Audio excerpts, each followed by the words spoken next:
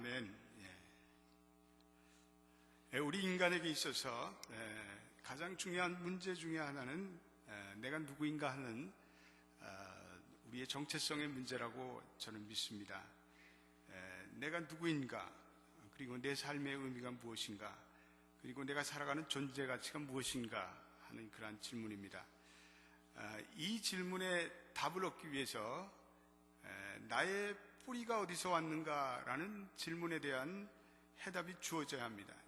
뿌리라는 것은 인간의 정체성, 그 아이덴티티의 문제입니다. 한마디로 나의 존재를 이렇게 깊이 지탱해 주는 것은 나의 뿌리의 문제입니다. 나의 정체성의 문제입니다. 인간이 이 정체성에 대한 의미가 분명해질 때 아주 당당해집니다.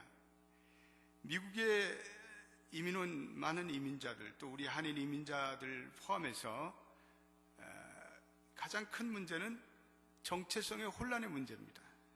한국에서는 잘 나가던 화이트 칼라의 직업을 갖다가 미국에 와서 이 블루 칼라로 일을 하다 보니까 내 정체성의 혼란이 옵니다.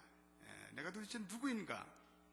평생 한국에서 사무직으로 일하면서 그렇게 종사했던 분들이 구멍가게를 하고 또 주유소에서 펌프질을 할 때 심한 정체성의 혼란이 옵니다. 내가 도대체 누구인가? 정체성의 혼란은 대단히 아주 절박한 심각한 이민자들이 갖고 있는 그러한 숙명적인 문제입니다. 이 정체성의 문제를 어떻게 해결할 것인가? 지난주에도 말씀드렸지만 우리 아이들이 그렇게 고민하는 문화적인 정체성의 문제, 내가 도대체 누구인가? 내가 코리안인가? 내가 코리안 아메리칸인가? 내가 아메리칸인가? 하는 문제로 고민을 많이 합니다.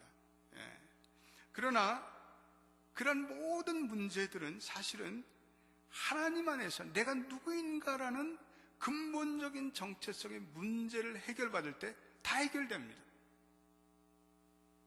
그 문화적인 정체성, 우리가 이민자로서 갖는 그러한 어떤 의미에서 사회적인 정체성의 문제도 사실은 근본적인 나의 정체성의 문제를 해결받으면 다 상대적인 것입니다.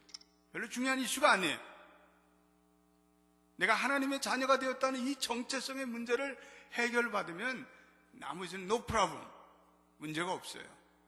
그런데 우리가 보다 중요한 이 정체성의 문제를 해결받지 않고 나는 미국에 와서 뭐토록 이렇게 사는 것일까?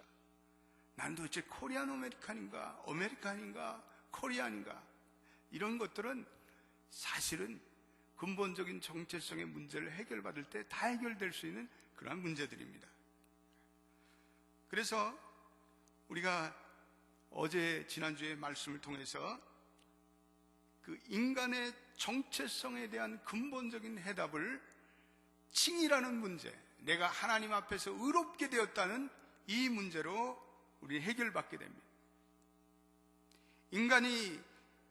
인간에게 일어나는 여러 가지 혼란들, 불안들, 그리고 정신적인 좌절감, 이 다 모든 것이 하나님과의 관계 회복이 일어나지 못할 때 인간에게 찾아오는 것들입니다. 그러나 우리가 지난주의 말씀을 통해서 우리는 하나님께서 우리에게 그 죄로 인한 사망이라는 심판의 의가 아닌 사랑의 의를 제시해줬고, 그것이 십자가에서 나타났고 그의 흘리신 보혈의 피로 우리가 하나님과 화목됨으로써 이제는 우리가 맡겼던 하나님과의 관계가 회복되었다고 말씀드렸습니다. 그래서 우리가 하나님의 자녀의 정체성을 가지고 이제는 살아가게 되었습니다. 우리가 하나님의 형상으로 회복되었습니다. 그래서 우리가 우리의 내면에 놀라운 하나님과의 평화를 누리며 사는 존재가 되었습니다. 이 하나님과 바른 관계에 들어갔다는 이 칭의적인 은혜는 우리의 인생의 가장 놀라운 은혜 중의 은혜며 축복 중의 축복입니다. 하나님의 자녀들이 누리는 모든 영적인 축복은 내가 하나님과 바른 관계에 들어갔다는 이 칭의를 근거로 이루어진 것입니다. 내가 하나님과의 바른 관계에 들어가서 하나님의 자녀가 되었고 이제는 하나님의 아들, 딸로 입양이 되었습니다. 우리의 신분이 바뀌었습니다. 그래서 우리의 신분의 변화가 우리의 진정한 정체성의 근본을 이루고 있습니다. 그렇지만 우리가 이 정체성이 변했다는 것을 우리가 실감을 못합니다. 교회를 오래 다녀도 이 정체성이 바뀌었다는 것을 실감을 별로 못하고 살아가는 분들이 너무나 많습니다. 최근에 그 캐나다에서 캐나다 시민권자인 선교사님 그 한 분이 북한에서 선교를 하다가 북한 당국에 잡혔습니다. 그래서 조사를 받고 고문을 받고 그랬는데 캐나다 정부에서 심지어는 외교부의 차관보급을 보내서 북한에 보내서 2달 동안을 계속 협상했습니다. 그 이유는 단 한 가지입니다. 그분이 캐나다 시리즌이라는 그 이유 때문입니다. 여러분들 중에서 미국 시민권자가 된 분들은 평소에는 잘 몰라요. 그런데 내가 만약에 다른 나라에 가서 문제가 생겼다 그러면요, 미국의 이 국무성에서 최고 높은 관리가 나와서 그 사람을 위해서, 우리를 위해서 그 정부와 니고시에이션을 할 수 있을 정도가 됩니다. 우리 시민권자가 되었다는 이 특권은 놀라운 것입니다. 우리가 더구나 하나님의 백성 되었다, 천국의 시민권자가 되었다, 이건 놀라운 특권인데 우리가 잘 모르고 살아. 오늘 구원받은 사람들이 가장 중요한 하나님의 축복은 죄와 죽음으로부터 구원을 받았고, 이제는 우리의 마스터가 바뀌었습니다. 우리의 보스가 바뀌었어요. 예전에 우리의 보스는 죄였습니다. 죄의 세력이었습니다. 그런데 우리가 이 죄의 세력으로부터 해방되어 이제는 하나님과 화목되었습니다. 하나님께서 이제는 나의 마스터가 되었습니다. 오늘 우리 14절 말씀 한 번만 더 읽어보겠습니다. 14절 말씀 같이 읽어보겠습니다. 중요한 말씀. 시작. 죄가 너희를 주관치 못하리니 이는 너희가 법 아래 있지 않고 은혜 아래 있음이니라. For sin shall not be a master over you, 이렇게 되어 있습니다. 죄가 더 이상 여러분의 보스가 아닙니다. 여러분의 보스는 이제 하나님이십니다. 예수 그리스도입니다. 할렐루야. 주인이 바뀌었어요. 그런데 문제는 고민이 있습니다. 구원받은 성도들이 이 새로운 주인을 모시는 과정 속에서 필연적으로 겪는 갈등과 그리고 고민이 있습니다. 내가 의로워졌다는 나의 현재상의 신분과 나의 현실적인 삶의 모습과는 갭이 있습니다. 나의 신분은 분명히 하나님께서 나를 의롭다고 칭해 주셨는데 나의 현실 속에서는 여전히 죄를 짓는 나의 모습을 발견하게 됩니다. 내가 정말 십자가의 은혜를 깨닫고 눈물 콧물 흘려가면서 은혜를 받고 하나님의 자녀가 되었는데, 그러면 내가 기대하는 만큼 내 인생이 확 바뀌어야 되는데 확 바뀌지가 않습니다. 우리의 좌절입니다. 변화된 줄 알았는데 변화되지 않고 있는 나의 모습, 옛 성품이 그대로 나오고, 머리로는 내가 분명히 용서해야 되겠다 생각했는데 입으로 나오는 언어는 엉뚱한 언어가 나옵니다. 예수 믿고 성경 공부 열심히 했는데 변하지 않습니다. 잘 변하지 않습니다. 그래서 나는 구제 불가능한가 봐. 어떤 분은 한 걸음 더 나가서 내 유전자에 문제가 있는 게 아니야, 이런 한탄까지 합니다. 구원받은 후에 죄책감과 죄에 대한 무력함은 우리 모든 성도들이 실험하는 아주 중요한 문제입니다. 우리를 괴롭히는 죄가 남아 있습니다. 우리가 실감하듯. 그러나 오늘 우리가 주시는 이 6장이 주시는 축복은 우리가 실감하지 못하든 안 하든 우리를 괴롭히는 그 죄악의 세력보다 더 큰 무언가 하나님의 능력이 우리 안에 들어와 있음을 말씀합니다. 복음이 내 삶에 마치 노르만디 상륙군이 침공해오는 것 같이 우리의 삶에 찾아 들어왔습니다. 내가 의롭게 함을 받을 때 이제는 성령의 능력이 내 안에 들어왔습니다. 그래서 그 하나님의 은혜와 자비가 지난날 나를 사로잡았던 그 사악한 힘들이 뭔가 조금씩 조금씩 무너지기 시작합니다. 뭔가 조금씩 서서히 힘을 잃기 시작합니다. 하나님과의 바른 관계에 들어간 성도들이 이제는 죄와 더불어 승리할 수 있는 승리의 힘들이 외부로부터 공급되기 시작합니다. 놀라운 말씀. 오늘 사도 바울은 그것을 4절에 이제는 새 생명 안에서 걸어가는 존재가 되었다 이렇게 말씀하고 있습니다. 4절 한번 읽어보겠습니다. 6장 4절 시작. 그러므로 우리가 그의 죽으심과 합하여 세례를 받음으로 그와 함께 장사되었나니 이는 아버지의 영광으로 말미암아 그리스도를 죽은 자 가운데서 살리신 것 같이 우리로 또한 새 생명 가운데 행하게 하려 함이니라.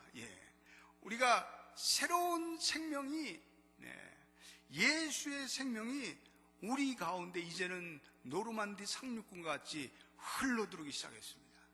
이건 대단히 중요한 우리의 변화입니다. 그래서 사도 바울이 오늘 말씀하는 것은 당신들을 지배하던 죄가 이제는 무너지고 이제는 하나님의 새 생명이 여러분 안에 물밀듯 들어오기 시작했다는 사실을 아십니까? 오늘 우리가 읽은 이 3절에 계속해서 당신은 알지 못하십니까? 이렇게 얘기했습니다. 6절에도 know라는 말을 쓰고 있습니다. 우리가 알거니와 9절 말씀에도 주장하지 못함인 줄로 암이로라 이렇게 얘기했습니다.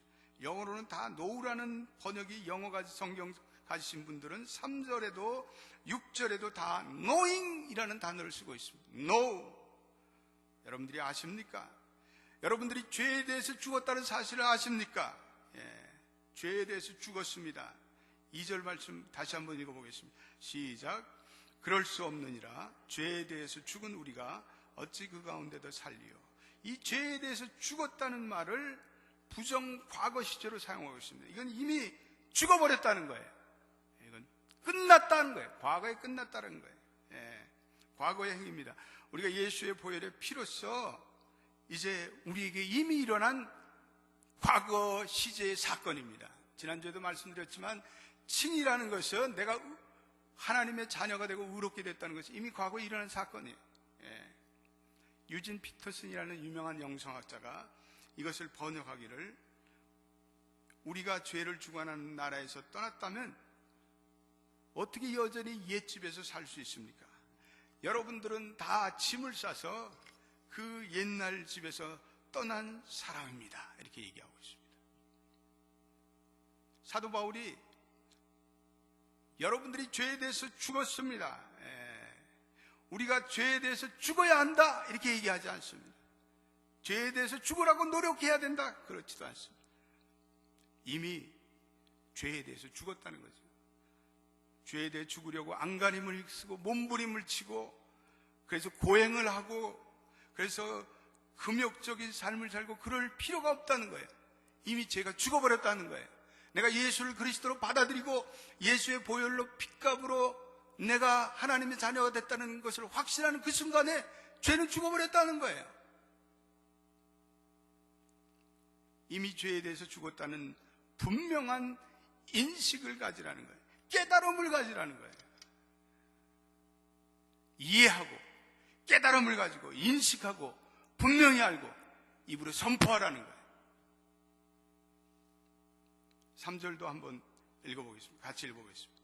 시작. 무릇 그리스도 예수와 합하여 세례를 받은 우리는 그의 죽으심과 합하여 세례를 받은 줄 알지 못하느냐. 예수께서 우리를 위해서 십자가에 죽으실 때 우리도 죽었습니다. 이건 연합의 원리입니다. 우리들이 예수 그리스도를 구세주로 영접하는 그 순간에 그 믿음의 우리의 반응으로 인해 그 십자가의 사건이 내 사건이 됐습니다. 십자가의 갈보리 언덕에서 예수님이 죽을 때 물리적으로 나는 그곳에 없었지만 영적으로 내가 거기에 있었어요. 여러분과 제가 예수를 그리스도로 영접하는 그 순간에 저와 여러분들은 그 2000년 전에 십자가의 그 갈보리 언덕에 나도 여러분도 있었던 거예요. 아멘? 영적으로 그것을 깨달는 거예요. 그래서 그리스도의 우리가 영적으로 그리스도와 연합됐다는 것은 그리스도의 죽음과 부활의 사건에 내가 동참하고 있다는 거예요. 십자가의 사건과 나와의 연대와 그리스도와 이제 나는 동일시가 되었습니다. 물리적으로 그 갈보리 언덕의 현장에 나는 없었지만 영적으로는 내가 그리스도를 영접하는 그 순간에 내가 그 갈보리 현장에서 그리스도와 함께 죽어버렸습니다. 그리고 같이 부활했습니다. 오늘 의롭다함을 얻은 성도가 이미 죄에 대해서 죽었다는 것이 오늘 본문의 가장 중요한 말씀이에요. 죄에 대해서 죽었다. 그럼 죄를 생전 짓지 않는가? 아니죠. 우리는 구원받은 성도로 날마다 우리에게 비집고 들어오는 것이 죄의 유혹입니다.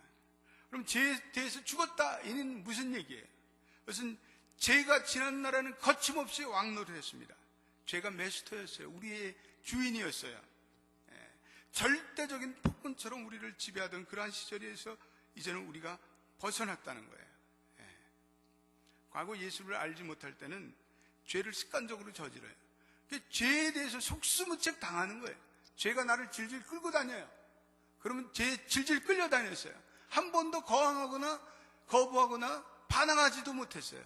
그런데 예수의 생명이 내게 들어온 그 순간부터 이제는 죄에 대해서 당당하게 따지기 시작했고, 죄에 대해서 당당히 당신은 내 주인이 아니요, You are not my master anymore. 그렇게 이제는 선포하기 시작했다는 거예요. 우리가 의롭다함을 얻고 하나님의 자녀가 되었을 때 이제는 죄가 왕노릇하지 못합니다. 이제 성도들은 절대로 죄를 주인으로 섬기지 않습니다. 성도에게는 예수의 생명이 아주 강물처럼 흘려들어와서 우리 내에 새로운 예수의 생명이 움트기 시작합니다. 그래서 그리스도께서 우리의 마음에 성의 깃발을 꼽고 이제 이 성의 주인은 나다! 이렇게 선포하셨어요. 그래서 우리는 그 예수 그리스도를 우리의 개선장군으로 받아들였어요. 그래서 우리의 마음의 성에는 다 예수의 깃발이 다 꽂혀 있어야 돼요. 예수의 깃발이. 그리고 사탄의 세력들은 다 성 밖으로 다 쫓아냈어요. 그래서 사탄들이 다 성 밖으로 쫓겨나갔어요. 그런데 가끔 가다가 사탄들이 졸개 몇 명을 데리고 와서 시위를 해요. 좀 겁이라도 줘야지. 억울해서 못 살겠다. 그래서 몇 명의 죄악의 군조를 그 성으로 잠입을 시켜요. 그래서 사탄의 깃발을 올리면서 소리를 쳐요. 우리가 이 성을 정복했다. 여러분 믿지 마십시오. 새빨간 거짓말입니다. 어떻게 그리스도께서 주인 되시는 이 성을 몇 명의 졸개들이 뺏을 수 있습니까?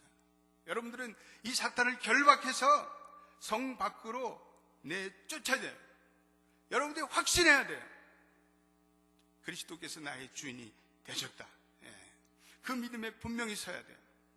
유명한 초대교회 크리스톰이라는 교부가 이런 유명한 말을 남기셨습니다. 그리스도와 함께 왕노릇하도록 부르심 받은 자들이 죄의 포로가 되는 쪽을 선택하는 것은 얼마나 얼토당토하지 않은 일인가. 그것은 마치 머리에서 왕관을 벗어버리고 누더기를 입고 찾아와 구걸하는 신경질적인 여인의 종이 되기를 택하는 것 같지 않은가. 이제 하나님을 나의 주인으로 모시는 내가 죄 안에서 왕노릇하다니 도대체 어떻게 된 일인가. 그것은 죄 자체의 힘 때문이 아니라 그대의 게으름 때문이다. 이렇게 얘기하고 있습니다. 집 나간 탕자, 자기가 그렇게 풍족한 유산을 받은 아버지의 아들인데 자기의 정체성에 대한 혼란을 가지고 집 나가가지고 쥐엄나무 먹고 그리고 쓰레기 먹고 살아요. 자기가 얼마나 귀한 아버지의 아들인가를 깨닫지 못해요. 하나님의 자녀가 되었는데 또 옛날에 짓던 그 죄악의 거리에서 서성대고 그게 좋아 보여. 이야, 좋겠다. 어머, 멋져. 이제는 하나님의 자녀가 됐는데 이제는 더 이상 그런 것에 대해서 이제는 눈을 돌려야 되는데 우리의 마음속에 또 그러한 유혹이 들곤 한다. 오늘 사도 바울이 우리에게 얘기하는 것은 너희는 알라. 너희는 알라. 6절도 읽어보겠습니다. 시작. 우리가 알거니와 우리 옛사람이 예수와 함께 십자가에 못 박힌 것은 죄의 몸이 멸하여 다시는 우리가 죄에게 종노를 하지 아니하려 함이니. 여기 중요한, 죄의 몸이 멸하여, 여기 중요한 단어입니다. 한번 여러분 읽어보시기 바랍니다. 죄의 몸이 멸하여. 예. 이거는 죄가 완전히 멸해졌다 이런 것보다는 무기력해졌다 이런 것이에요. 예. 이 말씀을 성 어거스틴이 이렇게 얘기했습니다. 우리가 구원을 받기 이전에는 죄를 안 지을 수밖에 없는 자였으나 구원받은 후에는 이제는 죄를 안 지을 수 있는 자가 되었다. 예. 헷갈리죠? 구원받기 이전에는 죄 짓는 것이 당연했는데 죄에 의해서 질질 끌려다녔는데 이제는 죄를 안 지을 수 있는 우리에게 힘을 가진 포텐셜이 들어왔고 능력이 들어왔고 그래서 내가 그 죄에 대해서 NO! 할 수 있다는 거예요. 죄가 나를 유혹할 때 NO! 나는 하나님의 자녀다. 꺼져. 이렇게 선포할 수 있다는 거예요. 예전엔 그걸 못했어. 죄가 나를 끌어다니면 그냥 끌려다녔어. 그러나 이제는 NO! 아니야! 꺼져라. 떠내라. 나를 괴롭히지 말라. 난 주인이 바뀌었어. 선포할 수 있다는 거예요. 할렐루야. 그래서 12절에 바로 이제는 주인이 바뀌었기 때문에 죄를 거부하라 이런 말씀. 12절 읽어보겠습니다. 같이 시작. 그러므로 너희는 죄로 너희 죽을 몸에 왕노를 하지 못하게 하여 몸의 사역을 순종치 말고. 예전에는 몸에 사역 정력이 들어올 때 그것에 정신없이 끌려다녔어. 그런데 이제는 그런 것이 들어와도 NO, 아니다. 나는 할 수 없어. 나는 못한다. 이건 죄를 이길 수 있는 능력이 주어졌기 때문에 그래요. 우리의 주인이 바뀌었기 때문에 그래요. 이제 우리의 새로운 주인은 하나님과 예수 그리스도예요. 옆에 분들에게 한번 나의 새로운 주인은 예수님입니다. 한번 인사해 보세요.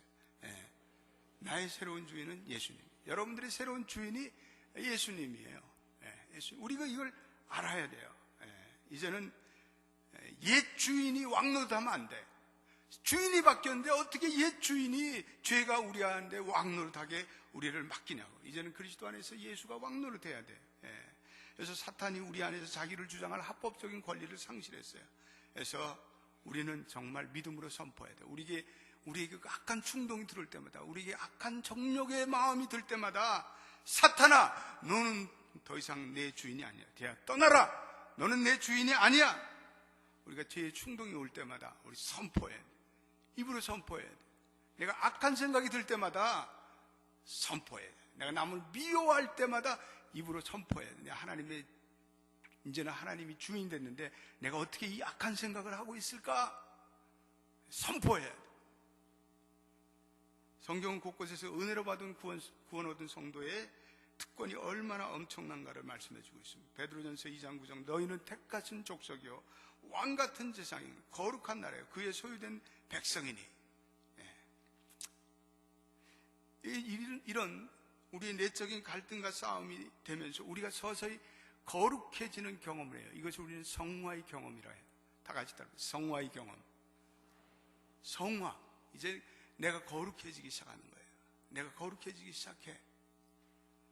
내가 이 성화의 체험, 내가 거룩해지는 체험은 일생을 통해서 계속되는 거예요. 조금씩. 일평생. 그래서 이거를 내가 날마다 이루어야 할 구원이라고 표현하기도 해요. 사도 바울이 빌립보서 2장 12절에 두렵고 떨림으로 너희 구원을 이루라. 아니 이미 구원을 받았는데 구원을 또 뭘 이룹니까? 성화적인 구원을 이루라는 거예요. 날마다 구원을 이루라는 거예요. 날마다 주를 찬송하겠네. 날마다 이루어나가라는 거예요. 예전에는 죄가 나를 지배할 때마다 그 죄의 지배에 거부를 할 수가 없었어요. 그러나 이제는 거룩의 의지가 형성돼서 이제는 죄를 거부하면 죄가 떠나요. 야고보서 4장 7절 너희는 하나님께 순복할지어다. 그리고 마귀를 대적하라. 대적할 수 있는 권세와 능력이 다 주어졌는데 이걸 왜 사용하지 않느냐고요. 죄가 나의 마스터가 되려고 하는 마음이 들 때마다 떠나, 마귀를 대적하라. 그러면 그가 피하리라. 우리가 대적하면 피해요. 우리가 컨프론테이션, 대적하면 피하게 돼 있어요. 그래서 마귀를 대적하면 마귀가 물러가요. 여러분들이 죄된 생각이 들어올 때마다, 잘못된 생각이 들어올 때마다, 유혹이 올 때마다, 사탄의 충동이 올 때마다 입으로 내가 하나님의 자녀가 됐다는 것을 선포해야 돼. 말씀으로 묶으시길 바랍니다. 여러분의 정체성을 확실히 드러내시길 바랍니다. 나는 하나님의 자녀다. 나는 하나님의 사랑받는 자야. 나의 주인은 이제는 바뀌어서 제발 서성거리지 말고 떠나줘.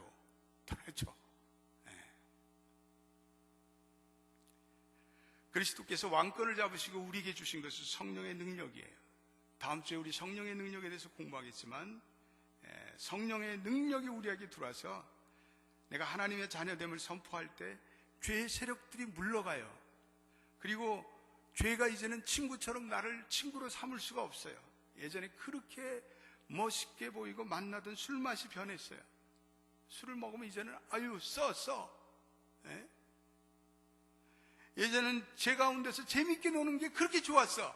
근데 어느 순간부터 그게 시들시들해져.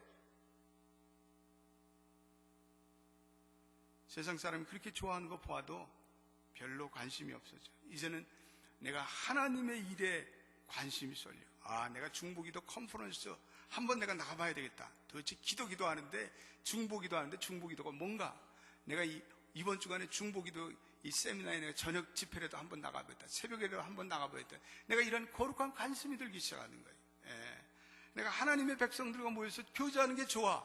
옛날에 세상 친구들과 룰루빠빠하고 뭐 놀고 뭐 노래방 가서 막 이랬는데 그거 재미없어.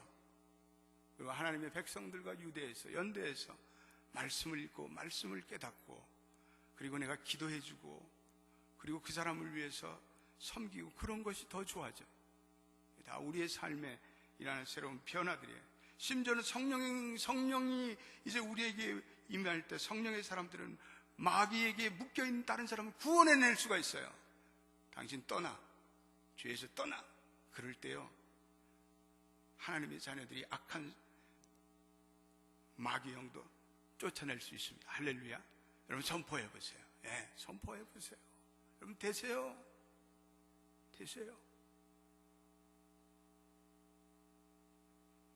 13절 읽어보겠습니다. 같이 읽어보겠습니다. 시작. 또한 너희 지체를 불의의 병기로 죄에 들이지 말고 오직 너희 자신을 죽은 자 가운데서 다시 산 자같이 하나님께 드리며 너희 지체를 의의 병기로 하나님께 드리라. 거기 불의의 병기라는데 동그라미 치시고 의의 병기라는데 동그라미 치세요. 옛날엔 내 몸을 불의의 싸움하는데, 불의의 그 사탄과 노는데 사용했어. 나의 혀를 가지고 계속해서 다른 사람을 참소하고 비난하고 정죄하고 중상모략하고 이 혀로 그런 데 사용했어요. 세상 유행가 부르면서 세상의 방탕으로 질주했어요. 내가 내 손으로 화도장을 가지고 도박을 하고 그런 더러운 죄에 나를 방임시켰어요. 근데 내가 이제는 그 손을 가지고 거룩한 손이 돼서 내가 성경을 읽고 말씀을 배우고 말씀을 묵상해. 내가 이제는 하나님의 사람들을 격려하기 시작해. 그리고 나의 혀로 하나님을 찬양하고, 그리고 복음을 증거하고, 음란과 연락에 향해서 달려가던 내 발걸음을 이제는 멈추고, 이제는 하나님의 의로운 일에, 하나님의 나라를 위해서 내가 단기 선교를 가고, 내가 복음과 사랑을 전하는 선교사의 발길이 되는 거예요. 불의의 병기로 사용했던 내 몸이 이제는 의의 병기로 들여진 바 되었다는 게 바로 그러한 거예요. 드리다는 말, 그래서 파리스템이라는 이 헬라어는 예배적인 용어예요. 제사의 용어예요. 이제는 나의 몸과 나의 지성과 나의 의지와 감정과 정서, 모든 영혼을 그분께 이제는 산제사로 드립니다. 나의 시간도 드립니다. 예전에 내 시간을 함부로 막 썼어요. 뭐 엉뚱한 거 하고 쓸데없는 거 하고 텔레비전에 빠져서.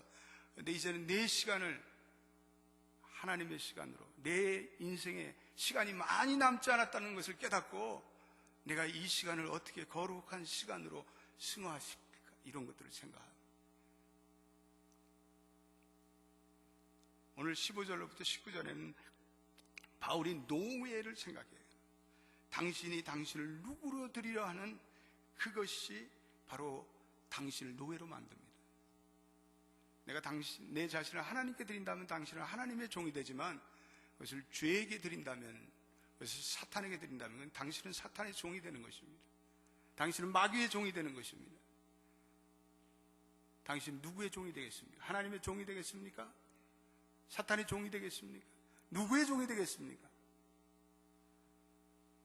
당신이 계속해서 마귀의 종, 사탄의 종으로 살아가면 어느 날 사망이 당신을 덮칠 것입니다. 사도 바울이 너무나 마음에 거룩한 우분이 일어나서 얘기하는 거예요. 하나님의 자녀가 되겠다고 이제는 한번 결단했으면 죄를 짓지 말고 살아가야 하는데, 계속해서 죄를 짓는 그들을 보면서 당신들 그러다가 이제는 사망이 당신을 덮칠 것이요 라고 얘기해요. 언젠간 더 큰 환난과 하나님의 심판이 따를 것입니다. 이젠 제발 Please stop! 이제는 옛날로 돌아가면 끝입니다. Please don't come back to your simple life. 이제는 죄된 그 삶으로 이제 제발 돌아가지 마세요. 거기는 혼란이 기다리고 거기는 죄악된 일만 기다리는데 왜 거기로 돌아가려 합니까? 이제는 하나님을 믿고 이제는 하나님이 주시는 새로운 인생의 목적을 발견하고, 그리고 하나님의 백성들과 교제하면서 이제 하나님이 주시는 새로운 그 길로만 향해서 가십시오. 여러분, 교회도 마찬가지입니다. 교회가 하나님의 은혜를 맛보고 이제는 성령의 능력을 맛보고 성도들이 변화하고 있는데 왜 옛날로 돌아가려고 하십니까? 왜 옛날처럼 영적으로 무분별하여 깨닫지 못하고 떠들고 분쟁하려 하십니까? 이제는 은혜를 맛봤으면 그런 교회로 이제 옛날로 돌아가지 마십시다. 옛날로 돌아가면 뭐예요? 거기는 싸우고 다투고 누가 잘났다, 네가 잘났다, 내가 잘났다, 그러한 혼란이 있는데 왜 그 혼란으로 돌아가려고 하십니까? 이제는 온 교인들이 성령 충만해 하나님의 목적을 깨닫고 하나님의 영광을 위해서 하나님의 거룩한 영향력을 확산하는 그러한 교회로 이제는 나아가요. 왜 옛날의 교회로 돌아가려고 하세요? 오늘 사도 바울이 23절에 다시 한번 강조하고 있습니다. 읽어보겠습니다. 시작. 죄의 싹은 사망이요 하나님의 은사는 그리스도 예수 우리 안에 있는 영생이니라. 제가 1986년도에 하던 공부를 다 청산하고 신학교로 가기로 결정을 했습니다. 그래서 이제 뉴저지에 있는 제가 나왔던 신학교로 가는데 우리 어머님이 저를 불러놓고 이렇게 간절히 기도해 주셨습니다. 야, 아들아, 나는 네가 누구인지를 잘 알고 있다. 내가 너를 위해서 할 것은 기도밖에 없다. 근데 그 한마디가 저를 늘 지켜줬습니다. 네가 누구인가? 우리가 누구입니까? 여러분과 내가 누구입니까? 사도 바울은 모든 하나님의 자녀들에게 이 일어난 예수의 보혈로 일어난 하나님의 극진하신 사랑으로 일어난 우리들에게 엄청난 그 신분과 그리고 아이덴티티와 그리고 새 생명의 은혜를 잊지 않기를 원합니다. 그래서 사도 바울은 몇 번이나 알지 못하십니까? 너희들이 알지 못하느냐? 그런 로마의 백성들뿐 아니라 앞으로 이 복음을 듣는 모든 하나님의 자녀들이 자신이 누구인지를 알기를 원했습니다. 우리가 미국 와서 어떤 모습으로 어떻게 살아가든 그건 우리의 진정한 정체성이 아니에요.